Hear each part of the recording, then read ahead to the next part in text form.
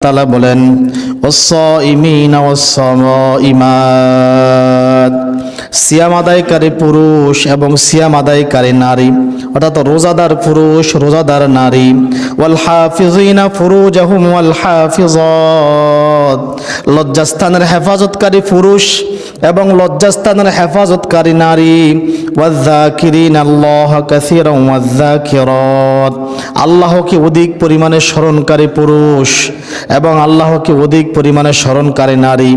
আ'আদাল্লাহু লাহুম মাগফিরাতান, আল্লাহ তাদের জন্য তার নিকট বাজেট করে রেখে দিয়েছেন মাগফিরাতান, ক্ষমা, ওয়া আজরান আযীমা, এবং মহা পুরস্কার। আল্লাহু আকবার।